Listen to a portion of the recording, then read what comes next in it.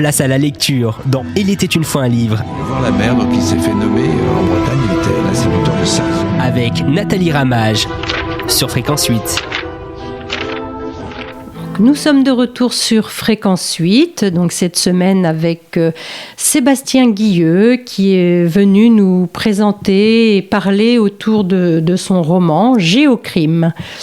Donc, bonjour Sébastien. Bonjour. Donc hier, on a commencé un petit peu à expliquer ce qu'était le géocaching. Oui.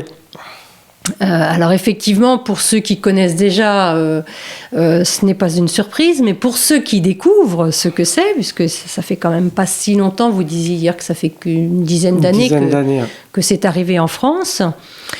Alors concrètement, donc vous nous avez expliqué qu'il fallait s'inscrire sur un site internet. Une fois qu'on est inscrit, comment ça se passe ? Eh bien, il faut aller sur le terrain. Alors, il y a plusieurs types. Alors, en fait, il y a plusieurs types de trésors, donc ce qu'on appelle des types de caches. Mais pour les plus simples, ce qu'on appelle les caches traditionnelles. Donc, il suffit d'aller sur le terrain. Alors, on va dire, il y a 10 ans, c'était avec un GPS de randonnée. Aujourd'hui, c'est plus avec un smartphone, avec l'application. Et donc, on a des coordonnées. Et en fait, il suffit de se rendre au point indiqué par les coordonnées et de chercher. Alors souvent, on a un indice. Ça peut être au pied d'un arbre, par exemple. Donc, il peut y avoir un indice comme il peut ne pas y en avoir. Et on va chercher une petite boîte ou quelque chose qui ressemble à une petite boîte, puisqu'en fait, il peut y avoir aussi des choses qui peuvent être très camouflées, avec des fausses roches, par exemple, ce genre de choses. Donc il faut rechercher la petite boîte, et dans la petite boîte, lorsqu'on la trouve, il peut donc y avoir, donc il y a toujours un petit papier de manière à noter son nom ou son pseudonyme, puisqu'on fonctionne par pseudonyme. Donc on note la date, notre nom, donc pour laisser une trace de notre passage. Et dans cette petite boîte, il peut y avoir donc des petits objets, des petits trésors qu'on peut échanger. Donc c'est-à-dire que vous prenez celui que vous trouvez et vous en mettez un autre à la place. Voilà, on peut prendre, on n'est pas obligé de prendre les objets, s'il n'y en a pas qui nous intéressent.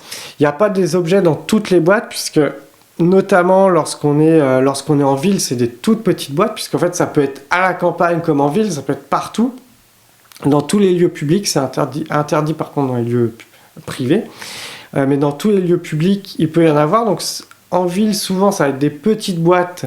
Il va juste y avoir le petit papier pour mettre son nom, ce qu'on appelle un logbook, de manière à écrire son nom. Donc souvent, il n'y a pas trop d'objets. Par contre, si on va à la campagne, on va être sur des boîtes un peu plus grosses, avec là plusieurs objets à échanger. Et le but, une fois que vous avez écrit votre nom, donc il y a quelqu'un qui va venir derrière, qui va peut-être aussi trouver la boîte, voilà, et lui aussi va mettre son nom. Et voilà. Et en fait, donc on a tous les gens qui sont passés. Donc on peut regarder qui est passé avant nous, à quelle date. On a toutes les dates. Et ensuite, donc une fois qu'on a trouvé, qu'on a mis notre nom dans la boîte, on met sur le site internet. Donc on signale qu'on est venu, qu'on a trouvé la boîte. Et on partage notre expérience. Voilà, on a découvert ce lieu, on a trouvé ça très bien. Voilà, après on commente un petit peu notre aventure, notre expérience. Comment est-ce qu'on l'a trouvé ? Est-ce qu'on a eu du mal à la trouver ? Est-ce que ça a été facile ? Voilà, est-ce qu'on a découvert ce lieu ? Qu'est-ce qu'on en a pensé, etc. Donc voilà, on va mettre un commentaire et on va mettre qu'on l'a trouvé. Et des fois, ça arrive qu'on ne trouve pas. Donc ça, c'est pareil. On va venir mettre sur le site internet, on ne l'a pas trouvé. Peut-être qu'il y a un problème. Peut-être que la boîte n'est plus là. Elle a peut-être été volée, par exemple. Ça peut arriver. Ou alors, elle a peut-être disparu à cause des intempéries. Ça arrive aussi. Du coup, là, on va venir mettre, on n'a pas trouvé la boîte. Et peut-être que le propriétaire de la boîte, puisque n'importe quel joueur peut mettre des boîtes, donc on a des propriétaires de boîtes, et donc le propriétaire peut dire il y a peut-être un problème vu que ça n'a pas été trouvé, peut-être une fois, 2 fois, peut-être consécutives. Il va se dire je vais aller voir sur place s'il n'y a pas un souci et si ma boîte est encore là. Et si sa boîte est plus là, il va dire je fais une maintenance, et il dit je remets une autre boîte à disposition des joueurs. Alors, vous parliez de coordonnées GPS au tout début. Ouais. Vous les recevez comment, ces coordonnées Elles GPS? sont disponibles sur le site internet. En fait, lorsqu'on va sur le site internet, on a la carte du monde, hein, et puis on peut zoomer sur l'endroit où on habite ou l'endroit où on veut aller se balader. Et on va regarder, là, il y a des différents points qui indiquent les trésors qu'il y a. Et on va en sélectionner un, par exemple. Et dedans, donc ici, il y a les coordonnées GPS qui sont indiquées, une description qui explique l'objet de la cache. Est-ce que c'est pour faire découvrir un lieu historique, par exemple, des ruines ou un château en ruine, par exemple. Et ben, on va avoir un petit peu l'histoire du château, ce genre de choses. C'est sur le site internet que Voilà. vous avez toutes ces Voilà, informations. sur le site internet, on a tout ça. Il y a également sur l'application, puisqu'il y a une application qui permet d'avoir tout ce détail. C'est-à-dire que quand vous vous promenez avec l'application, vous avez les détails Voilà. du lieu Voilà. et certaines données parfois historiques, quoi, Voilà. si c'est un lieu historique. Exactement. Et donc ça, c'est ce que je vous ai décrit, c'est la cache simple, mais on a des caches, ce qu'on appelle des multicaches ou des caches à énigmes, où là, il faut résoudre soit des énigmes à la maison avant de se rendre sur place, soit des énigmes directement sur place. Et par exemple, ça peut être on va prendre un espace naturel, par exemple, protégé. Il peut y avoir des panneaux pédagogiques. Bah, ça peut être de lire les panneaux pédagogiques et de relever des indices dessus. On va nous demander quelle espèce, par exemple, protégée de poissons se trouve, par exemple, dans la mare ou des choses comme ça. Et ensuite, en comptant le nombre de lettres, on va trouver des chiffres qui vont nous donner des coordonnées. Et on va trouver les coordonnées finales de la boîte en résolvant des petites énigmes, par exemple en regardant des panneaux pédagogiques. Donc ça nous force, entre guillemets, à lire des panneaux pédagogiques, à apprendre des choses, parce que des fois on se balade, on lit pas forcément tous les panneaux. Donc là au moins on les lit, on les regarde, on résout des petites énigmes, et à la fin de la balade, on va à différents points comme ça, à la fin de la balade on a des coordonnées, et on va trouver la boîte. Finalement, pour trouver enfin la boîte. Voilà, c'est ça. Donc il y a plusieurs types de boîtes. Il y en a des toutes simples où on a accès aux coordonnées directement. Il y en a d'autres où il faut chercher les coordonnées. Voilà, il faut se remuer un petit peu les méninges pour les trouver. Donc le but, en fait, c'est d'y laisser son nom une fois qu'on a trouvé la boîte, quoi. Voilà, c'est juste d'y laisser son nom et puis le plaisir de découvrir quelque chose et d'avoir chercher. fait une belle balade et de chercher. Voilà. Voilà. Alors c'est quand même. Dans votre livre, ce qui est logique, vous nous faites découvrir ce milieu, parce que c'est quand même un milieu de passionnés. Alors, le vocabulaire, au départ, on a Earthcache, Verigo, Werigo, je ne sais pas, Virtual, Letterbox. Voilà, donc ça, c'est tous les types de caches, parce qu'il y en a beaucoup. Donc moi, je vous ai cité les plus simples et les plus traditionnelles, puisque c'est celles qu'on rencontre le plus souvent. Après, effectivement, on peut trouver ce qu'on appelle les Earth caches. Alors là, c'est des caches qui vont être dans des lieux,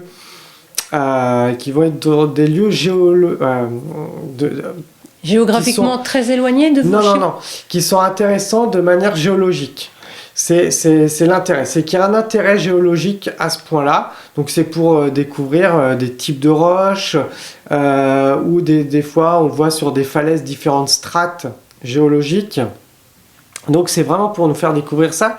Et c'est des lieux dans lesquels souvent on ne peut pas mettre de boîte en tant que telle. Donc il n'y a pas de boîte à chercher, mais il y a juste à découvrir l'endroit et à répondre à des questions. Donc souvent il y a 3, 4, 5 questions à répondre et on doit répondre sur à votre avis comment c'est formé, par exemple si c'est sur des roches par exemple qui ont une forme particulière, à votre avis comment elles se sont formées, ça peut être par l'érosion marine ou ce genre de choses, et on en apprend plus sur des phénomènes naturels comme ça. Donc ça c'est les Earth caches, c'est vraiment lié à la géologie et il n'y a pas de boîte à trouver. Donc ça, c'est juste des questions pour en apprendre plus sur la géologie, sur les phénomènes naturels de la Terre. Ensuite, il y a effectivement des caches qui s'appellent des Werigo. Alors là, c'est encore une autre application, mais on va dire qu'il y a beaucoup plus d'interaction Là, on peut créer tout et n'importe quoi, des aventures avec des questions à répondre, ou alors faut se dépêcher d'aller à un point A, à un point B. C'est très divers. Après, vous avez dit Letterboxd, je crois aussi. Oui, Letterboxd. Donc là, c'est des sortes de boîtes aux lettres où on va venir, normalement, on va venir y déposer une carte postale. Et il y a un petit tampon encreur pour faire un petit tampon sur la carte et dire voilà, on est passé à cet endroit-là. C'est un système de logbook du coup un peu différent. C'est-à-dire c'est pas le simple papier, c'est on va mettre des cartes postales. C'est ça l'intérêt des Letterboxd. D'accord. Et le dernier, c'était Virtual. Virtual, alors là, il n'y a pas de boîte. Elles sont plus rares, celles-ci. C'est des endroits, souvent, c'est des endroits où il y a beaucoup de passages, c'est très touristique. Il n'y a pas forcément de boîte à trouver. Et souvent, c'est plus des questions à répondre et des photos à prendre de l'endroit. Et comme ça, on peut voir les photos et l'évolution dans le temps aussi des lieux. D'accord. Donc, est-ce que vous êtes noté à la fin ? Non, personne n'est noté. Il y a des classements qui existent, des classements des points. Enfin, il y a un système de points. Il y a un système de nombre de caches trouvées avec un compteur, et ensuite il y a un classement de ceux qui ont trouvé le plus de caches par région, par pays, etc. Donc, voilà. D'accord, donc c'est quand même tout un petit milieu. C'est ça. Bon, enfin maintenant on en connaît un peu plus sur le géocaching. Voilà, j'espère donc que j'ai avis aux donné amateurs. Ouais. J'espère que j'ai donné envie. En tout cas, il y en a beaucoup en Ille-et-Vilaine, ce qui est très actif sur ce domaine-là. Et il y a le Conseil général d'Ille-et-Vilaine et l'Office de tourisme de Haute-Bretagne qui est assez actif au niveau géocaching et qui a posé ses propres caches pour faire découvrir les endroits un petit peu, les différents endroits touristiques de la région. Et voilà, donc c'est une manière un peu ludique de faire du tourisme. Voilà, donc l'Office de tourisme de Haute-Bretagne a ses propres caches et a créé ses propres caches. Bon. Donc, avis aux amateurs, pour ceux qui ne connaissent pas. Donc, on va en rester là pour aujourd'hui. Donc, je rappelle le titre du livre, donc Géocrime. On laisse place à un petit peu de lecture comme le veut l'émission. Et nous, on se retrouve demain pour la suite de cette explication de texte. À demain. Sébastien Guilleux, Géocrime. Journal de Guillaume Morel, jour 1.